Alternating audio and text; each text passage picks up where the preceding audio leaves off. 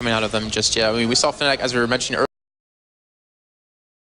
earlier, they saw four different players with wards, and one of them had two, one of them had three, kind of really trying to control the map and really kind of make up their mistakes they made in game number 1. But still, SK Telecom, they don't really need to be worried. They have 2 kills on Diana, 2 on Sona, which obviously can help with the GP10. Might even see another or an Oracle coming out soon from him, just with that extra gold income. But they have been able to defend this turret, Joe. And I thought Reckless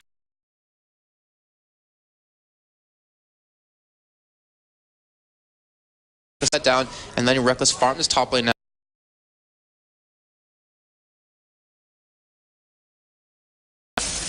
And when he gets that Zillow, he's going to just really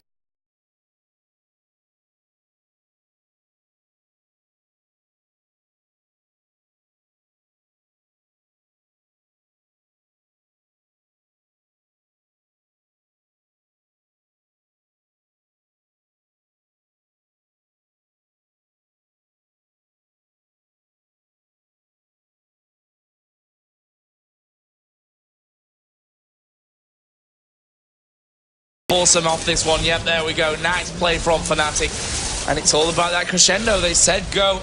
The crescendo missed everyone, and Fnatic taking their chances while they were given to them. SK Telecom said go, and Fnatic said no. Doesn't want to get hit by. That was cheesier than what you said earlier, Joe. But still, anyways, we did see... That whole thing rhymed. Yeah, I know. And so did that. Anyways, though, we saw Reaper actually got knocked up with Zyra ultimate, then they actually kept Amuma's ultimate up from that, so they still have that presence in this game if they want to back. Even Blitzcrank at 1,000.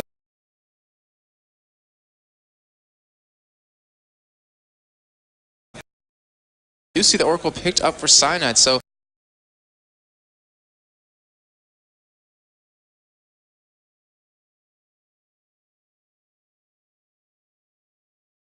finally make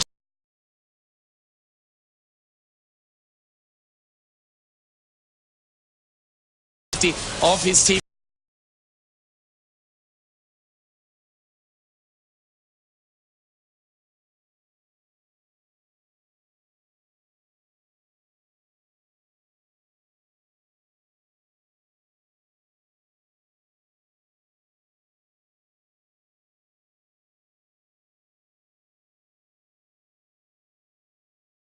It leaves Soaz at 5-0 for Zyra got 2 kills, Caitlyn got 1.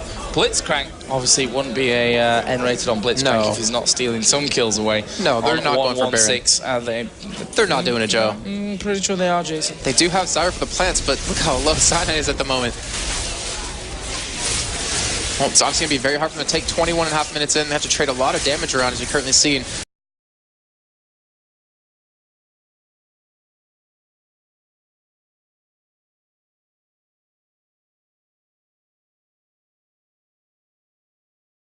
Caitlyn Aegis, second Aegis, in fact, on the Fnatic team there with Blitzcrank. So overall, that Baron giving him that extra spike in power after they can go take those items, not to mention the buff itself, which is going to make them a lot more powerful as they try and make some sort of advantage of it. Yeah, now, last fight we saw a Dragon. I mean, they knew they had Amuma's ultimate up. Amuma knew he had his ultimate up, and with that, they were able to commit onto that Dragon, but they are barreling down on this middle lane. And with a 5-0 Lee Sin, with the Bear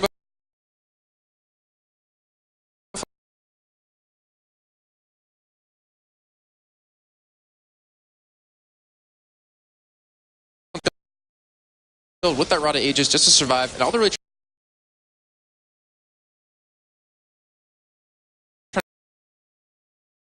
They have to do.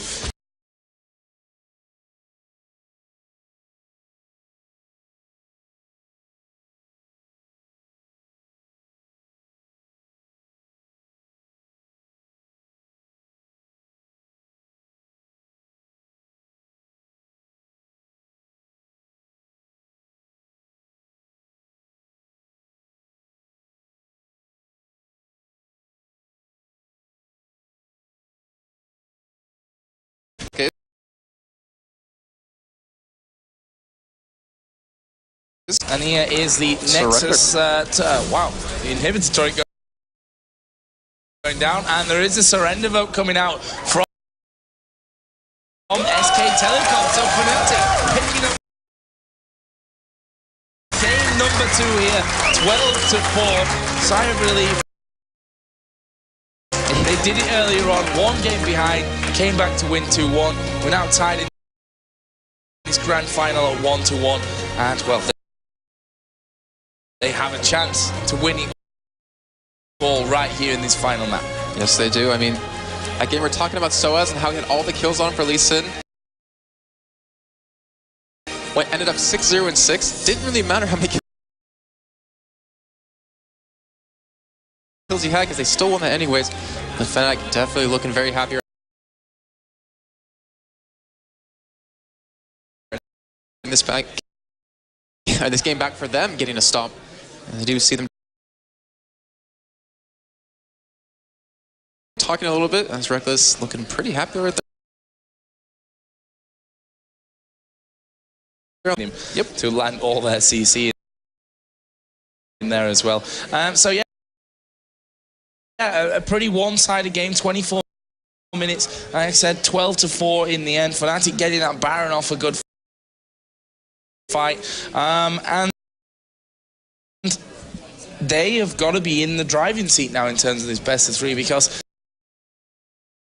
yes, they lost game number 1, but they talked about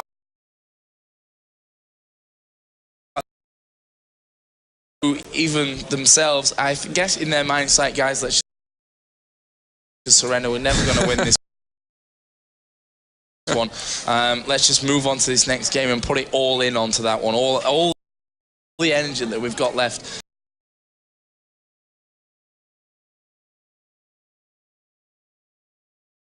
Shorter since they kind of walked through MYM. Yes, they're going to break down game number 2, and we'll be back in a little while.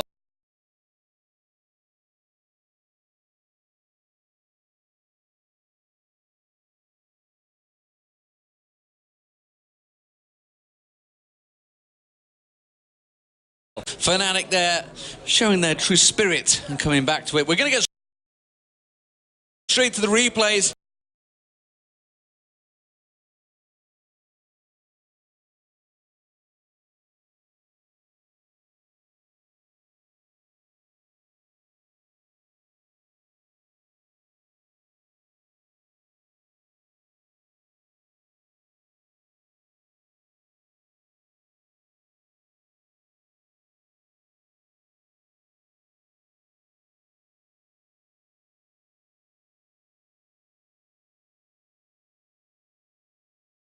That are hit by the first champions you kick. It's pretty cool. It is. So 1935 was the next one, and the grab party begins once again. It's N-rated in action. 3 or 4 times. Perfect. He was deleted in 1 second. It was amazing grab and amazing kill from Fnatic. The next one is 2040. At that point, he'd already evolved his jump, and he could have got a jump away, but he was just, everything was so quick. He got knocked out fast. Yeah, knocked up, immediately silenced.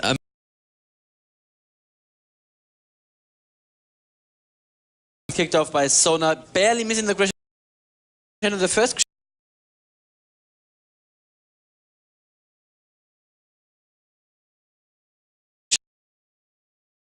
Okay, so, oh, they're coming for us.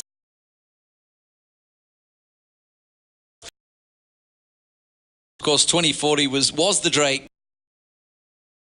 Amumu wasn't here, but Amumu was coming here, and when he jumped in, he ultimate 4 of them. Even the Kog'Maw could cleanse it still. And it was perfectly Soa's ultimate to survive. Because he survived really, really low HP after the ignite. And was 4 kills for Fnatic and 0 for SK Telecom. Only the Drake for them. And let me just show the kick again. Just the angle on that kick. Just watch. We're going to watch this from Reapit's locked in perspective. Just look at the angle of Soa's kick, how perfectly placed it is. Boom. you go back into the Dragon Pit, no way out at all. Was beautiful play. And of course,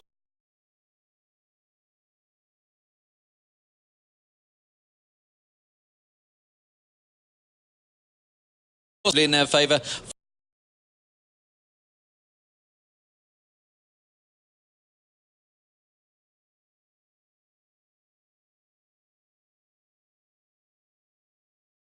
I guess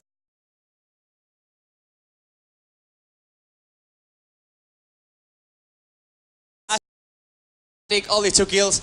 Now Diana as well, he had to dampen a minion to try to survive, but still wasn't enough. And this was probably the game over for SK Telecom. 10k ahead. GG well played and surrender. 5-0 as well. Very good team coordination there in the surrender vote.